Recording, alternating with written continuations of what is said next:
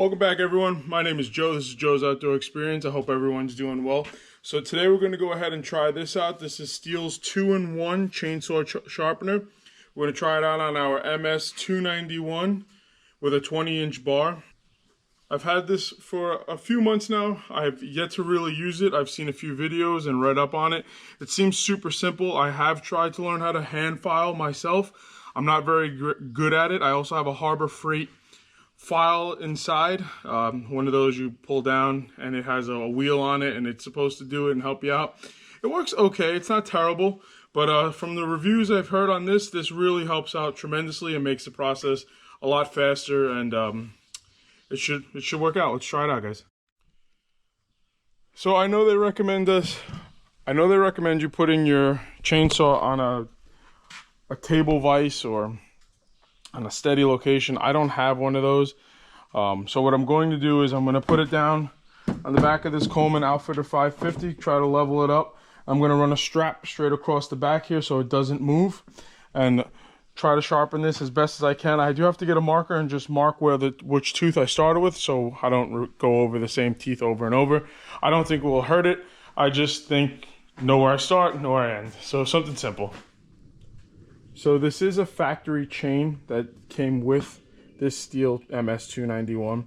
So what I understand is going to be taken care of with this 2-in-1 here that we have is not only are I'll bring you guys in as close as I can, not only is the tooth going to get sharpened, but the raker and or the depth gauge is also going to be sharpened and put to the same level as the tooth. So when you're sharpening with a file, you'll go ahead and sharpen the inside of the tooth here and not always take care of that depth gauge. And if they are not equal, they'll offset. So if this is higher than the tooth, then the tooth won't dig in all the way. And if it's lower, you'll get too much. I'm not a professional. I'm just a normal homeowner guy. I'm not by any means well versed in this. I'm just going off what I understand. So it seems pretty simple. So we're going to kind of jump into this and see what we can do. First, I'm just going to strap down this saw real quick.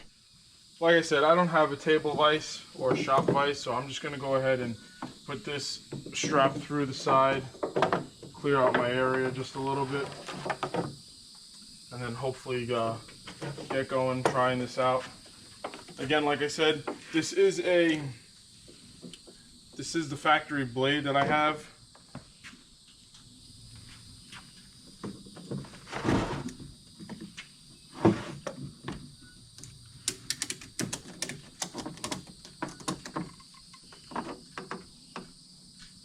It's steady.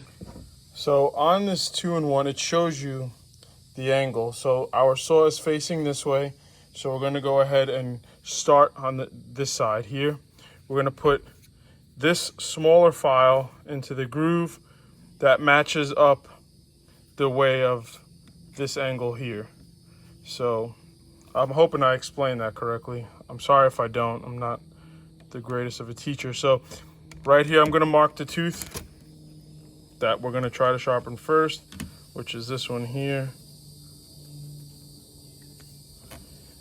So we'll put that file in there as you see it. As you see, this angle is contrary to the one we're going to use, and then we're just going to pull. I'm going to stand against it. We'll do that 4 times. All right, so that's the one we started with. And from my understanding is these teeth, yeah, okay. So a great explanation of what I got is these teeth, you want them to, on the tips, you want it to feel like a cat claw. The way if you touch a cat claw and it kind of sticks to your skin is how this is. And that's extremely sharp. I'm not going to sit here and pretend. It also took care of the height or the rakers. Guys, let me know if I'm getting this terminology right. And if I'm not, please let me know in the comments below. We're going to go and try the next one.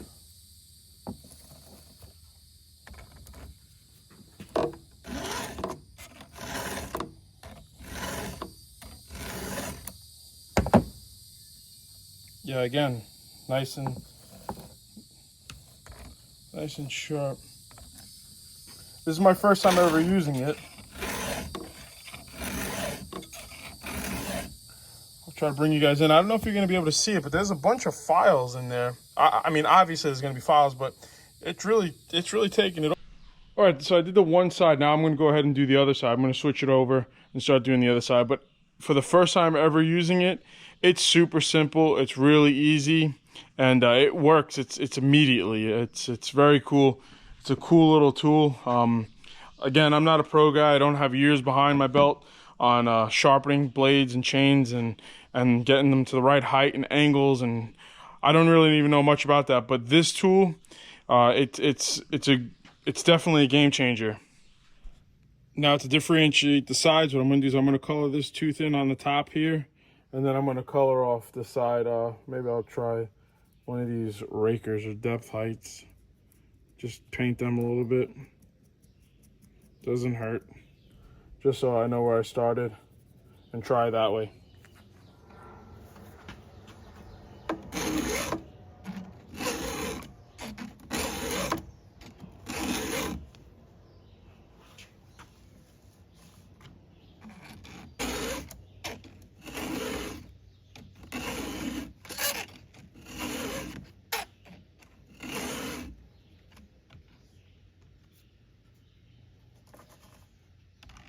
So on the stroke that I'm trying to cut and sharpen with, I'm putting a little bit of pressure down, and then I'm trying to come out totally. If not, I'm lifting all the pressure off. Like right there, I'm actually lifting the pressure off. I'm not trying to sharpen backwards. But as you guys can see right here, the top of that guide or guard or raker, I'm not sure again, is sharp. It's level to the top of this tooth here. It took some off of that one.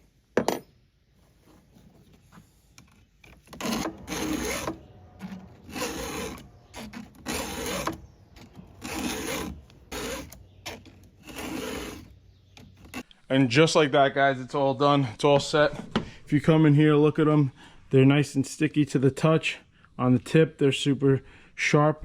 That almost every other or every one of these top rakers and or guides are sharpened or brought down rather. So another thing, when I was looking into these, they had a bunch of different sizes on them. So this one is for a 0.32 inch or 4.8 millimeter. I guess that's an offset diameter. Again, I don't want to sound like I know everything. I don't. But the dealership told me, no, hold on, don't go and buy any one out there. They're all meant for different sizes, so which is really cool. Now my bar and chain here, the laser inscription shows that we are a point, I don't know if you guys can see that, 325. So angle, I don't know. So it's the same as what this is. So I'm assuming, so it's the same as to what this is right here. So it fits in perfectly. I don't think you could use it on other steel bars and chains that have a different diameter or offset or numbers, let's say, or different models. But I know that this one was made for this specific style. So if you guys can give it a shot, if you have a Stihl, if let me know if you use it, if you like it. I like it. It's super easy. I mean, 4 or 5 minutes. First time ever using it. It made it really fast and simple. So if you guys made it this far in the video, if you don't mind hitting that like button, if you're not subscribed, we'd love to have you back. My name is Joe. If you can consider subscribing and or subscribing, we'd love that. We'll see you guys on the next one. Thank you so much, and let me know in the comments below if you do like this or not. Also, this chain I purchased when I purchased my chainsaw. If you look right here, it says it's a 1.6. I'll give you all the information as I'm speaking. My chain is a 1.3, so mine is a little thinner than what this one is, so I can't use it. It's brand new, even though the box doesn't show it. It's useless to me. So if you guys shoot me an email down below, joe'soutdoorexperience@gmail.com, I'll go ahead and ship this out to you. I don't need it. I can't use it, so it's brand new, and thank you guys for watching, and I hope you enjoy.